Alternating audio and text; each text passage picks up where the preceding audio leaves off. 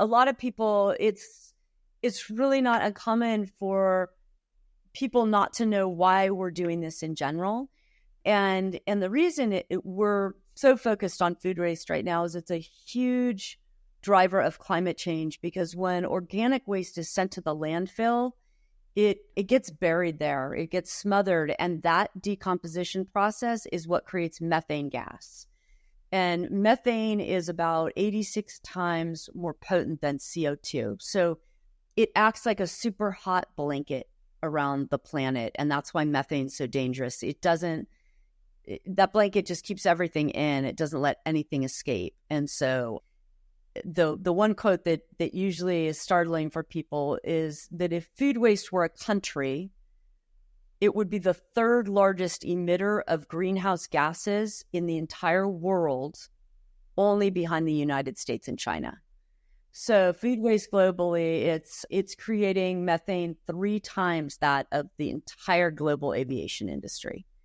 So it's ranked really, really high in terms of climate action and kind of efforts that we can all do, the things that are doable that we can really make a huge climate impact. Hi there. Welcome to the Connecting KC podcast. I'm Rachel Kilmer, also known as Rach the Realtor on the internet, where I love, connecting all things KC. I'm a metro area real estate agent, retired sports reporter, and mom, and probably too old to call myself a TikToker, but honestly, that's how we got here. You can learn more at www.rachtherealtorkc.com. But this show is all about introducing you to all of the movers and shakers, interesting people, heartfelt stories, and funny quirks that make this vibrant community home. So let's get right to it with today's episode of Connecting KC. Welcome into today's episode of Connecting Kansas City, where I am so excited to be joined by Kristan Chamberlain. She is the executive director of KC Can Compost. Her vision for an environmental and social venture began in 2016 when she met Joe Kalazizi. I'm probably messing up his name there, but important in this story here. He was then the executive director of the Kansas City Rescue Mission. So together, they sought to create a viable enterprise that would improve the local environment while at the same time providing living wage employment opportunities for those transitioning out of houselessness, incarceration, or other difficult circumstances. Kristan's experience in strategic planning and business management, coupled with her commitment to climate justice, has steered the organization from concept, beta, through development, and regional expansion. KC Can currently serves a wide range of local businesses and organizations, from KCMO's City Hall to the Nelson Atkins Museum of Art, Starbucks, Chipotle, University Health, VML, Y&R, and many more. KC Can operates a regional drop-off program for residents with smart collection cans rolling out in September. That's exciting, making composting easy and accessible for all members of our community. KC Can also runs a green workforce development program called Green Core Training, and this program is designed to help individuals struggling with barriers to work find living wage employment in the green economy. Wow, Kristan, man, you have been a busy gal since 2016. Thank you for taking the time out of your day to be here today. I really appreciate it. Yeah, thank you for having me. So tell me more about this vision here and where you are today versus what you thought it was going to be when you first started. Is it exactly what you dreamed of, or has it really evolved and changed beyond what you expected over the years? That's a good, difficult question for me. Well, I think we started with the vision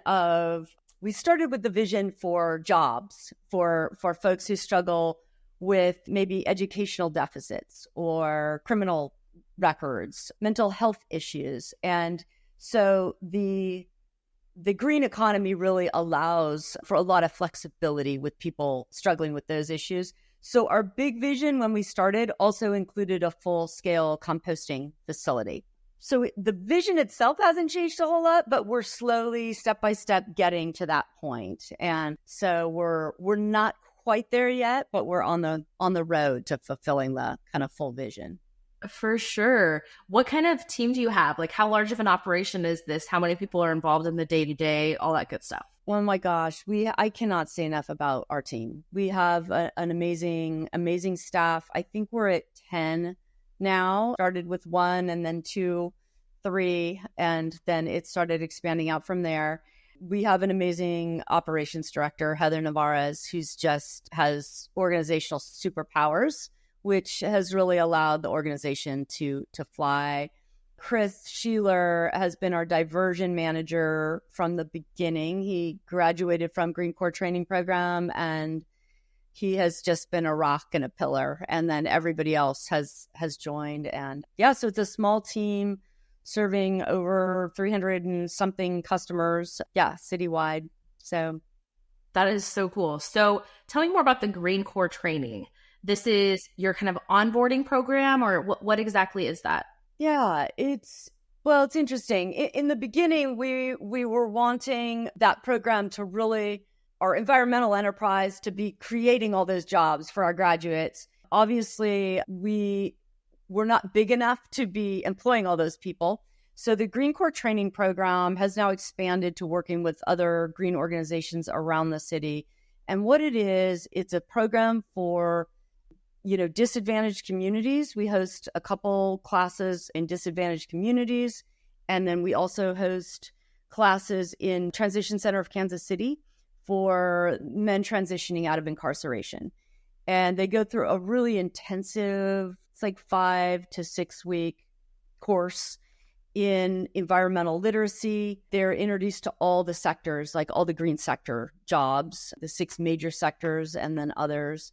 And they come out, if they complete the whole program, with a U.S. Department of Labor certification as environmental specialists. So it's really great for this community that may have, guys who've been incarcerated for quite some time are able to come out and complete the certification.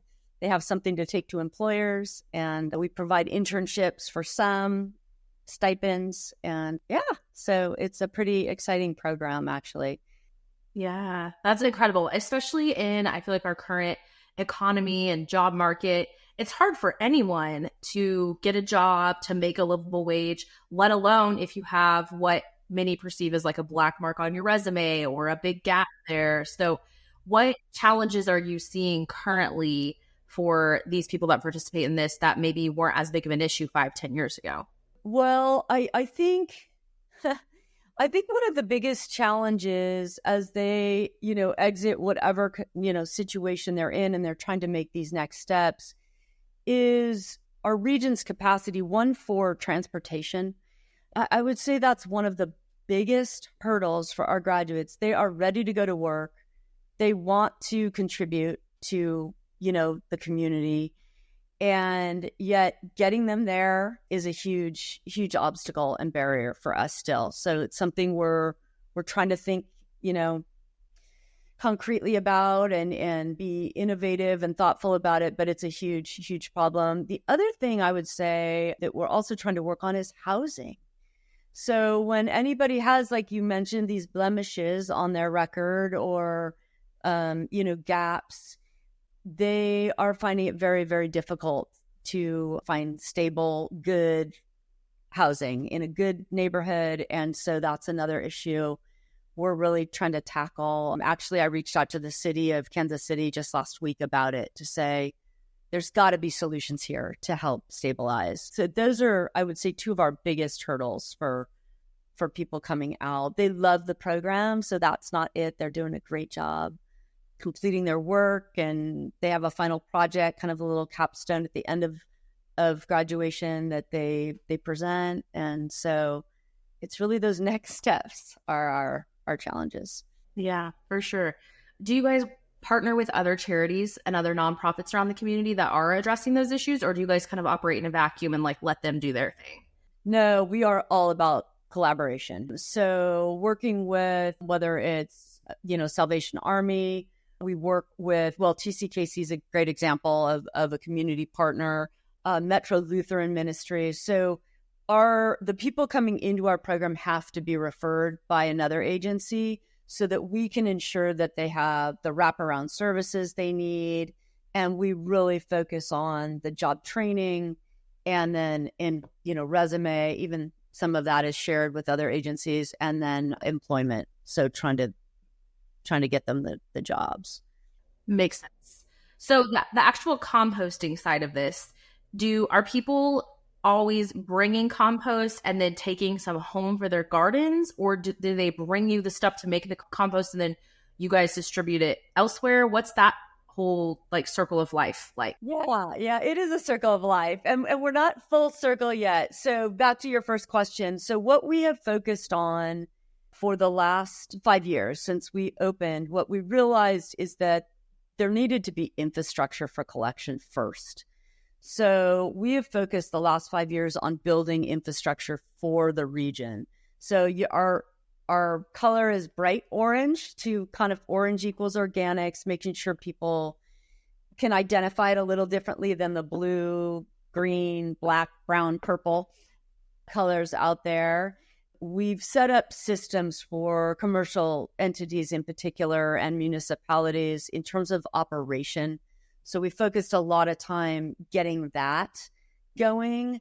Now that that's all operating and growing and going really well, all those systems are really functioning, fluidly. Now we're moving to that final stage, which is compost facility. So we're in the process of trying to develop that concept. So right now we're not returning that product, but hopefully by this time next year, we will be in that space. So for an individual that is interested in this, it looks like they can sign up for a monthly subscription with you guys.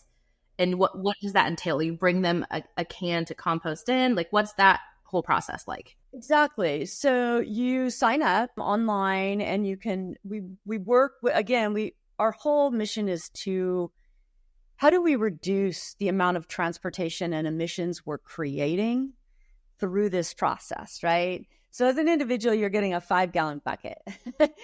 For the most part. We also have these cute little like countertop guys that a lot of our customers use. And the goal is how do we create a system where you're not driving, or we're not driving to places that you're not already going to. So to get your equipment, for example, Oddly Correct is one of our community partners. So you're going to get your coffee on Monday morning with your friends, colleagues, whatever. You can pick up your equipment, your liners there when you go for coffee in that neighborhood. And then that's also where you bring your compost back.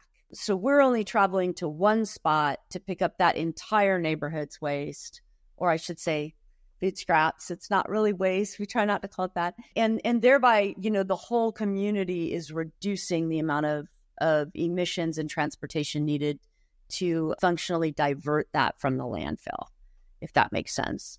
So that's kind of how it works. We try and go neighborhood by neighborhood. And then where is this compost ending up usually? So right now we partner with Missouri Organic, and they've been a great community partner. So it all ultimately ends up there currently. We've also partnered with them. They've hired a number of our graduates, which is great. So they're currently processing the material, and then they are able to sell it at this point. They sell it. Okay. Yeah. Interesting. See, I know absolutely nothing about this, as you could tell. No, that's okay. I should ask why, because a lot of people, it's really not uncommon for people not to know why we're doing this in general. And the reason we're so focused on food waste right now is it's a huge driver of climate change, because when organic waste is sent to the landfill, it gets buried there, it gets smothered, and that decomposition process is what creates methane gas. And methane is about 86 times more potent than CO2. So it acts like a super hot blanket around the planet, and that's why methane's so dangerous. That blanket just keeps everything in. It doesn't let anything escape. And so the one quote that usually is startling for people is that if food waste were a country, it would be the third largest emitter of greenhouse gases in the entire world, only behind the United States and China. So food waste globally, it's creating methane 3 times that of the entire global aviation industry. So it's ranked really, really high in terms of climate action and kind of efforts that we can all do, the things that are doable that we can really make a huge climate impact. It's so interesting because you're touching so many different things with this mission in terms of, job security, the ability to help people find jobs, education. You're limiting the landfill issue and the methane gas issue. And then once it becomes compost, then it actually it's not a negative, it's a positive, and someone can use it to fertilize soil, right? Right. The values of compost are they're so numerous. I mean, a lot of states are now mandating compost on things like playgrounds and, their Department of Transportation on the sides of roads because it has a water absorption rate, much higher. So it helps pull water down. It helps pull carbon out of the atmosphere. And yeah, when you see it, the impact of that, the fact that the finished product of something we shouldn't be creating methane with, but we could create a product that is so powerful in terms of our climate, it all comes full circle back to people too.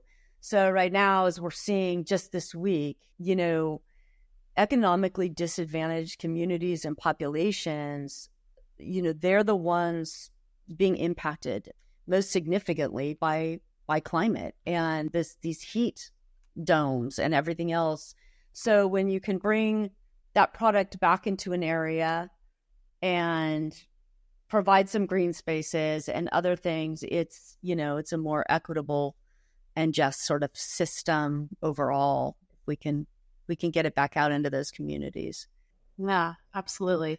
Where do you see what do the next 5 and 10 years look like for you guys? Where do you see this going? Yeah, so I'm all about innovation and how do we solve some of these problems? Like I mentioned, transportation. I think my vision is to modernize a very old industry. Composting's been around for a very long time, and I think people have an image of it as stinky or problematic, or there's pests, and I think helping the public understand the value of participating, seeing their impact, but also recognizing that there's new ways of doing it that are clean and systematic and organized. And so in that effort, we're rolling out these smart kiosks in September, and they will be for the general public. They're operated with an app, a food scrap app, we're calling it. And so you'll be able to basically go to the grocery store, similar to a Ripple Glass model. Hopefully we'll have them aligned with Ripple Glass as much as possible so that people are able to drop off their glass recycling and their food waste at the same time at the grocery store, their kids' schools, the library. Again, places they're already going. Churches have been a huge community partners for us, have been places of worship. And so working with them to expand that idea. And what the kiosks do is they allow us to put more out there in the wild, and you have to have the app to open it. So the people walking by can't throw their soda cans in or their diapers or whatever it is. So that will be a huge game changer for us from an industry standpoint, because we can control the contamination and yet increase accessibility. So we're excited. So cool. So cool. I think you're right that people, at least me, relatively uneducated in this area, that has always thought of compost as like the thing that your like grandma does in her garden, or like your hippie friend over there with her sourdough and her compost. But I'm looking at your list of partners on your website, and it is like the who's who of Kansas City. I mean, Jay Rieger, Black and Beach, the Kansas City Zoo, Mid-Continent Public Library. Like, there are some major corporations that are getting involved with this. Have you found it challenging to get corporations on board, or are they pretty quick once they learn about this to jump right in with everyone? Yeah, the difference, I think we've appreciated the leadership. Some of the big corporations have jumped in on their own. Others are probably being driven a little bit by mandates. So they have to decrease they have climate action goals, and they have to decrease their greenhouse gas emissions and what they're doing. So their composting is a really quick and easy solution for a lot of companies to meet those goals, those company-wide goals. But they've been great leaders. We operate what's called a waste to work program, or a waste to worship program, or a waste to school program.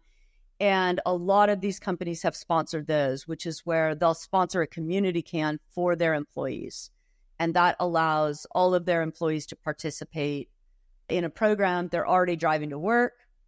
They bring their compost from home, their food scraps.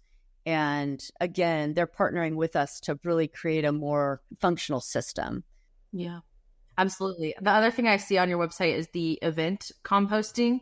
What kind of events do you do that for? Like what's the target audience there? Well, we do just about every type of event you can imagine, from a bar mitzvah to the graduation parties. Last weekend, City of Kansas City has been a great partner with us. They called us. They held the National Convention of Mayors here, and hosted Barbecue with a View up at the World War I Museum. And so we composted for that entire event for, over 700 mayors from around the country. And, we do big events like we're working with O'Neill events for Boulevardia and Irish Fest. So I think you'll see us at Irish Fest this year. And yeah. So those are growing all the time. Art Beat, we've done. It's just really runs the gamut.